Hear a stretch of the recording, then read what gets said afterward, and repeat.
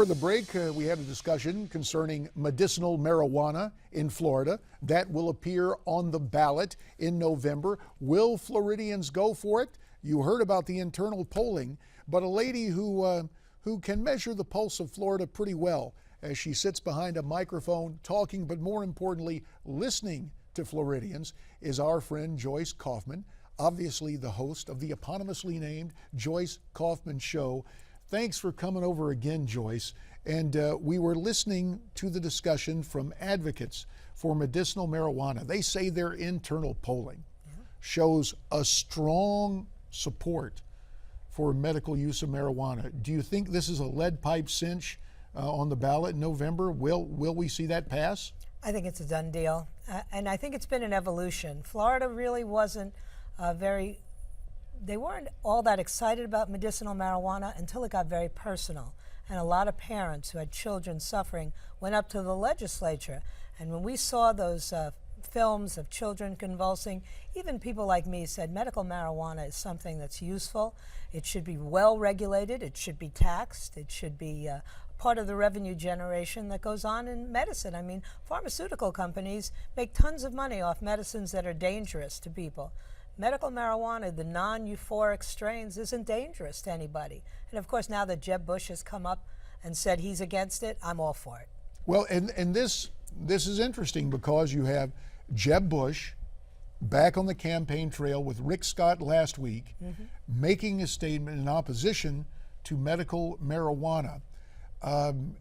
You said with the advocacy or with Mr. Bush opposing it, that means you're solidly for it. Absolutely. Is there nationally, we've seen what's called Bush fatigue. Is it going on here in Florida? Oh, I think we really don't want to see Jeb Bush as a nominee. Look, Jeb Bush probably would have been a great president once upon a time.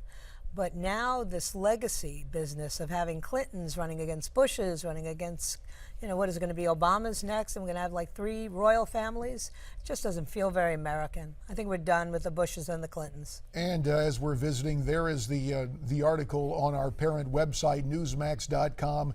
Jeb Bush denounces medical marijuana initiative in Florida. Now, in visiting with the spokesman for the pro-medical marijuana group, he says, no, we're not looking for legalization for recreational use.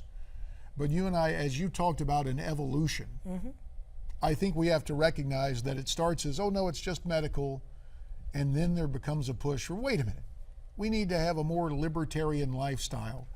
Are we seeing the ascendancy of, hey, do your own thing, we'll worry about individual rights and individual proclivities and keep the government out of it? Are we going to see a rise in the popularity of libertarian causes and candidates in the days ahead? I think we're seeing it. I think the Rand Paul universe, which was started by Ron Paul, his father, is very deep. I think young people have a tendency to be somewhat traditional and conservative, but they want to do what they want to do. They don't want to be spied on, and the libertarian candidates speak to those issues. And medical marijuana, they want recreational marijuana, and ultimately it will be legalized in this country. I used to think we could hold down and not do it, but I don't believe that anymore.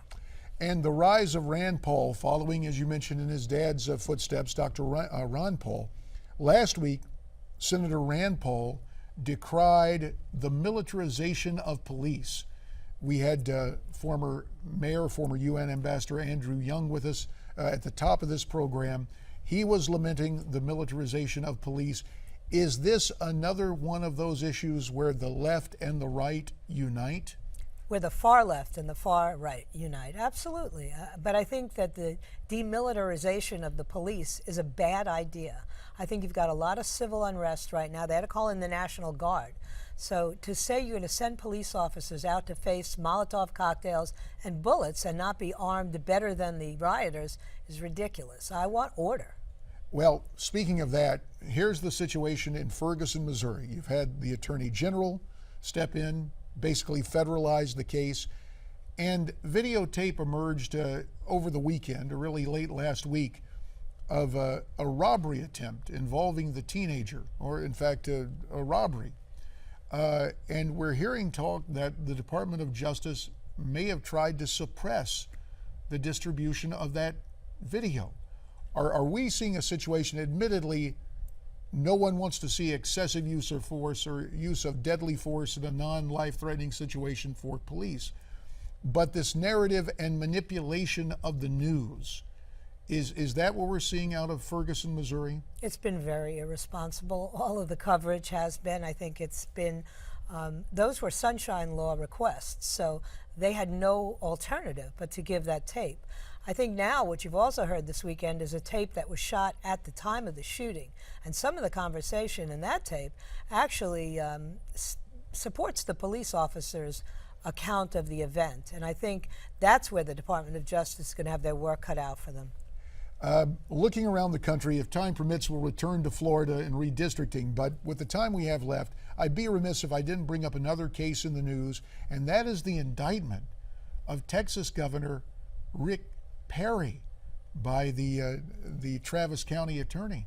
The left just keeps elevating him, doesn't it? I think it's a good thing for Rick Perry. First of all, this is a ridiculous case. It has no legs to stand on. Now we're watching tapes of this drunk Democrat that I would have never have seen. I never saw those tapes before. Now she's brought that down upon herself, and you and I both know the press will run with whichever story is more salacious, and it's a lot more salacious to see a lady getting arrested for drunk driving and going off on the police than it is to see a governor say, if you don't do things the right way, I'll veto them. Well, we have that situation in Texas. Let's bring it back to Florida. When we visited last week, you said, hey, you really got to keep your eye on redistricting. So the redistricting process, only about a minute. What's your takeaway in the minute we have remaining on what happened with redistricting? Nothing happened. That's the same map, and that's what you get. If the Republicans are in control, you're going to get districts that favor Republicans. We lived through lots of districts that favored Democrats when the Democrats were in control.